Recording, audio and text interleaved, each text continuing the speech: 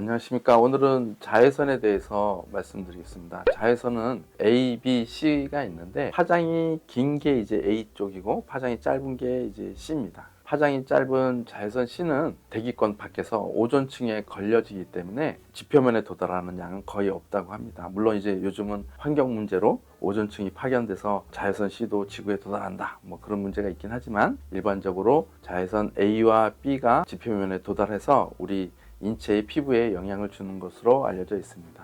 그래서 이제 자외선 B와 A를 봤을 때 자외선 B의 파장, 그러니까 다리, 쉽게 얘기해서 다리 길이가 자외선 B가 짧습니다. 그래서 짧은 다리를 갖고 있는 자외선 B는 피부에 약간 거층에 도달을 합니다. 그래서 피부암이라든지 색소 침착이라든지, 왜냐하면 색소 침착의 그 중요한 원인은 멜라닌 세포잖아요. 멜라닌 세포가 피부에 이제 바깥층에 있기 때문에 표피와 진피로 봤을 때 바깥쪽 표피에 있기 때문에 색소 침착, 피부암, 또 피부 노화 이런 데 영향을 주고, 파장이 긴, 다리가 긴 자외선 A는 좀 더 피부에 깊이 침투가 될 수 있습니다. 그래서 피부 노화의 중요한 콜라겐층은 이제 진피층에 있기 때문에 피부 노화에 좀 더 자외선 A가 많은 영향, 굵은 주름에 영향을 줄 수가 있고요. 또 자외선 A도 피부암 등의 원인이 될 수가 있습니다.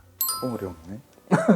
또한 자외선은 피부 질환을 유발하기도 합니다. 햇빛 알레르기라고 보통 얘기하는데, 다형광 발진이라는 피부 질환이나 일광 두드러기와 같은 피부 질환을 유발하기도 하고, 루푸스라는 자가 면역 질환의 증상을 유발하기도 합니다. 하지만 자외선이 이렇게 피부에 안 좋은 면만 있는 것은 아니고, 잘 아시는 것처럼 자외선을 어느 정도 노출을 해 주셔야 비타민 D 합성이 가능하다고 합니다. 먹는 비타민으로도 물론 보충을 할 수가 있지만, 그래도 자외선 노출에 의한 자연적으로 생성되는 비타민 합성이 중요할 것으로 생각이 되고요. 또한 정신과적으로도 우울증에 관련이 된다는 얘기가 있고, 또 수면 장애에도 자외선이나 햇볕 노출과 연관된다는 보고들이 있는 것으로 알고 있습니다. 그래서 자외선과 피부 노화가 잘 알려져 있는데, 피부 노화의 중요한 인자 중에 매우 잘 검증된 원인 중에 하나가 자외선입니다. 그래서 장시간 운전을 하는 트럭 운전수의 얼굴이 창가 쪽에 얼굴 반쪽하고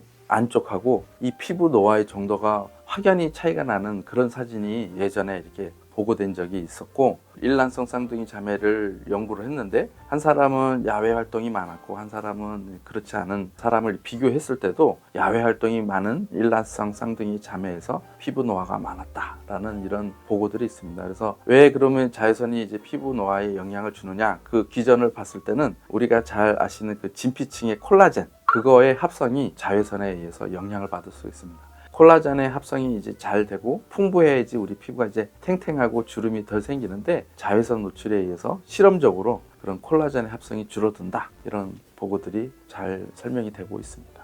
이런 자외선에 의한 피부 질환의 종류가 다형광 발진, 일광 두드러기, 광 접촉 피부염, 이렇게 좀 어려운 용어로 이제 다양하게 있는데, 그러한 것들은 이제 피부의 어떤 증상 모양이라든지 어떤 원인에 대해서 이렇게 구분되는 질환들입니다. 그래서 통틀어서 이런 자외선과 관련된 이제 피부 질환의 증상에 있어서 중요한 거는 당연히 이런 햇볕에 노출되는 부위에 발생된다는 것입니다. 그래서 손등이라든지 팔도 이 외측에 햇볕 노출이 많은 안쪽보다는 이 바깥쪽에 이제 증상이 많이 있고, 브이넥이라는 옷이 있잖아요. 그런 걸 입었을 때 이렇게 노출되는 피부에는 발진이 생기고 가려지는 쪽은 안 생기다든지, 턱 밑에 목은 괜찮은데 조금 더 아래의 목에는 증상이 있다든지, 광대 쪽에 증상이 많이 나타나는지, 귀 이쪽 볼에 많이 나타나는지, 또 목 뒤, 이제 짧은 머리를 했을 때 목 뒤에 이런 데 이제 증상이 뚜렷하게 나타난다, 이럴 때는 우리가 햇볕과 관련된 피부 질환을 의심해 볼 수가 있습니다.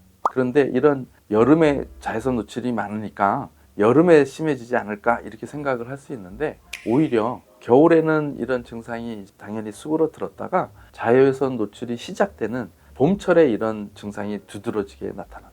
물론 이제 시간이 지나면서 루푸스 같은 경우는 양상이 뭐 여름에도 더 지속될 수도 있지만, 일반적인 다형광 발진이라든지 그런 자외선하고 관련된 그런 피부 질환은 봄철에 더욱 심해졌다가 오히려 자외선 노출에 의해서 조금 이제 적응이 되는 시기가 거쳐질 수 있습니다. 그래서 그러면서 증상이 좀 완화되는 그런 양상을 보이는 사람들도 있습니다.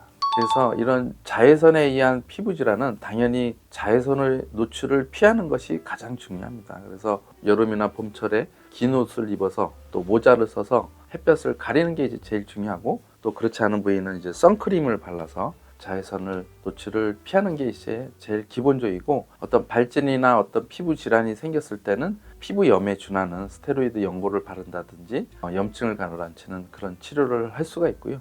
또 하나는 이런 증상이 봄철에 심했다가 햇볕을 많이 노출하면서 자연스럽게 적응되면서 이제 가라앉는다고 말씀드렸는데요. 이거를 이제 역으로 치료에 이용하는 방법이 있습니다. 그래서 피부과에 가면 이제 통 속에 들어가서 자외선 쬐는 치료기가 있는데, 그거를 약하게 저용량으로 조금씩 증량을 하면서 미리 봄철이나 그 직전에 자외선 치료를 함으로써 자외선에 대해서 좀 적응을 시키는 거죠. 자외선에 의한 발진을 좀 덜 생기게 하는 그런 치료를 해볼 수도 있습니다.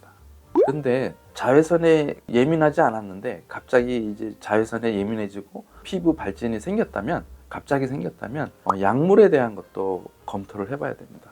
드시는 약 중에 특히 혈압약이라든지 항생제, 신경과 계통의 그런 약물 같은 것이 광접촉 피부염이라는 것을 유발을 해서 기존에 햇볕에 예민하지 않았던 피부가 갑자기 햇볕에 예민해지면서 피부 발진을 유발할 수가 있습니다. 그래서 드시는 약물이 이제 새롭게 추가된 거라든지 변경된 거가 있는지 체크를 해서 그 시점에 광과민한 그런 반응이 나타난지를 꼭 체크를 해서, 그런 약물이 의심됐다는 그런 약물을 교체하거나 중단하는 조치를 취하셔야 우리가 치료를 효과를 기대할 수가 있습니다. 시청자 여러분, 봄철에 햇볕이 강해지고 있습니다. 이러한 시기에 햇볕 노출 부위에만 유독 피부 발진이 자꾸 발생된다 그러면 햇볕 알레르기도 한번 생각을 해보시고요. 그런 증상이 있을 때는 피부과 전문의와 상담을 받아보시기를 권장드립니다. 그럼 다음 주에 또 만나요. 구독, 좋아요 부탁드리고 감사합니다.